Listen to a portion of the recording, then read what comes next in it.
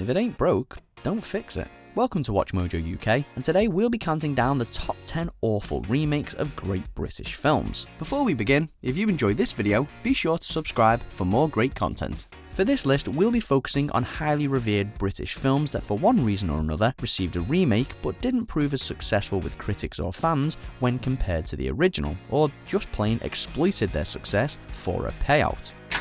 Number 10, Alfie. This is a fine example of a film's individual performances being good and yet the foundations being shaky. Oh, blimey, I'm so rude. I haven't introduced myself.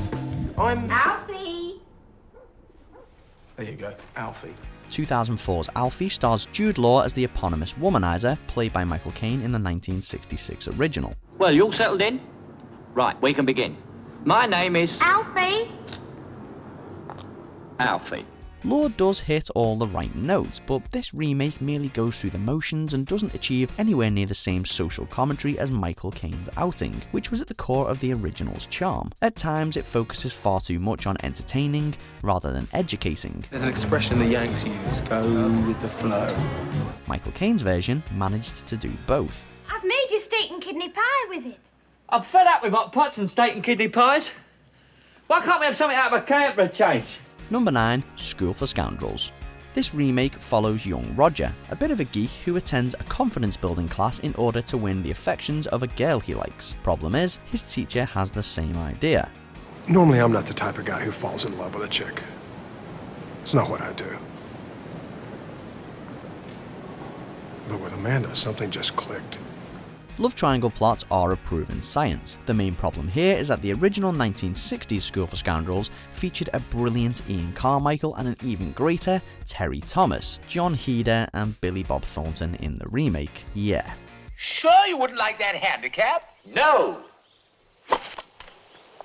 Add to that the lack of the original's classic one-liners and you've just got, well, a film. Certainly not worthy of the same name. Make me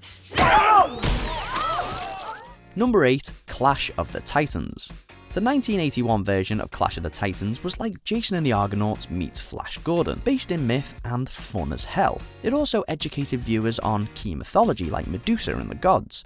Skip ahead 30 years and all of that gusto is lost in the obscurity of a CGI-drenched action film, hugely deviating from the source material in order to add extra woo factor, including forced 3D effects. Wait. I'll lure her out. Get ready.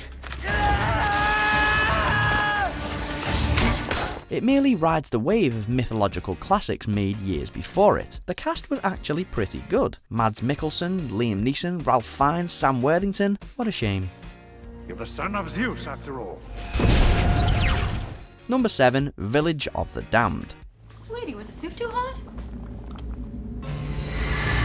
There's something inexplicably terrifying about creepy English children with blonde hair, glowing eyes, and telepathic abilities, especially in black and white. That's what 1960s Village of the Damned was all about. The 1995 remake, however, not so much. Swapping the setting to America instead of England and shooting the whole thing in glossy colour instantly lost it the proven formula of the original, which offered something matter-of-fact and eerily realistic.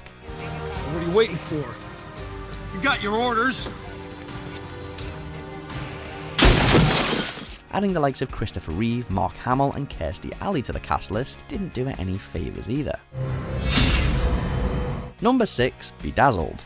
Both the 1967 and 2000 versions of Bedazzled follow a very similar storyline. Man sells his soul to the devil for 7 wishes to try and impress the girl of his dreams. But can I be someone who women yearn after and crave for and lust after? You'd like to be young and sexy and dynamic and have beautiful women hurl themselves at your feet. Yeah, that's it. What follows are a series of farcical failed scenarios where he tries to win her over. Now, the tongue-in-cheek duo of Dudley Moore and Peter Cook simply cannot be matched by Brendan Fraser and Liz Hurley. Simple as that. How would you like to make one simple decision that'll change your life forever? Okay, I'm glad Scientology works for you. What felt risque and cheeky in the original is recycled for cheap laughs, which was, in director Harold Ramis's words, aimed at teenagers. Yeah, you can tell. Here I go again. Tissue? No, I never wipe my tears away. I'm not ashamed of them. I wear them proudly. Like small, wet, salty badges of emotional truth. Number 5. Straw Dogs. The 2011 remake of Straw Dogs takes the cute couple being terrorized by locals plot and shifts it to Mississippi instead of the English countryside. Home sweet home, Blackwater, Mississippi. Pronounced backwater, Mississippi. Show a little respect for the cradle of your youth. It also changes a fair few things about the characters and storyline, ultimately to make it more digestible. I don't even understand why you are protecting that monster. In turn, this results in a loss of the original's gritty, claustrophobic feel. I mean, this is a film that seems to revel in visceral violence, whereas the original made you fear every dirty, blood-soaked second of it. Let's do it, Charlie.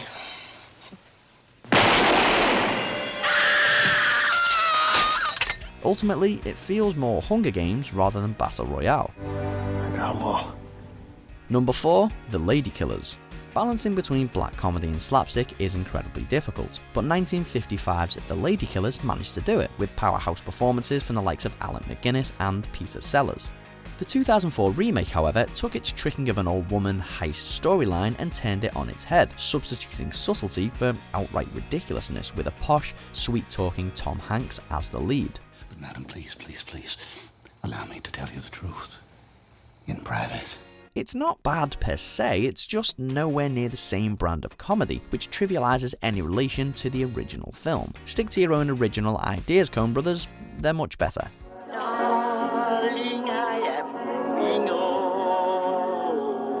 Number 3. The Italian Job.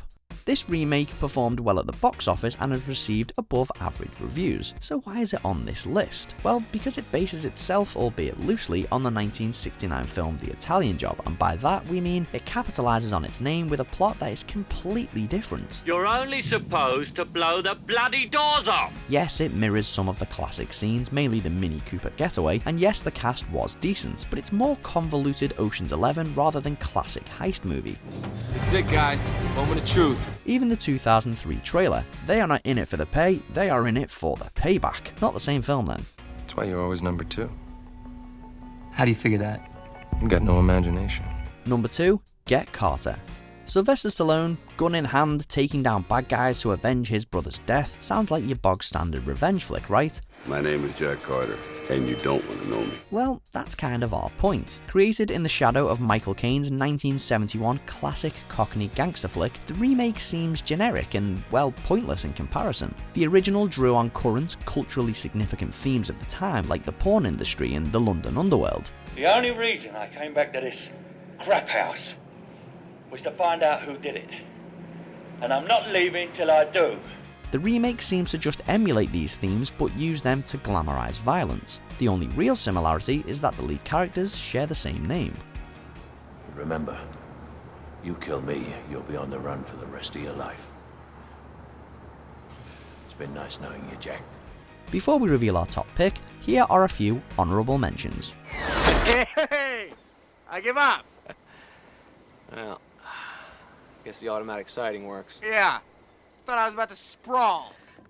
Damien, please, help.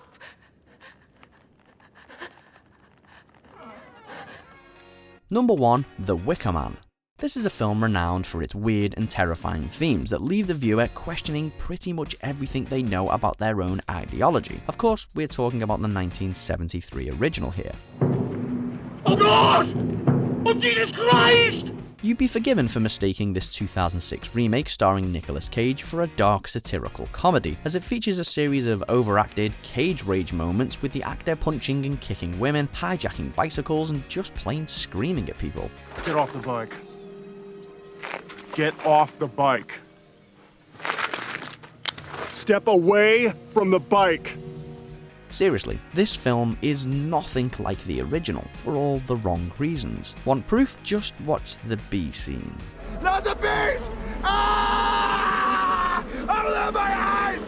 Ah! Do you agree with our picks? Check out these other great clips from Watch Mojo UK and subscribe for more great content.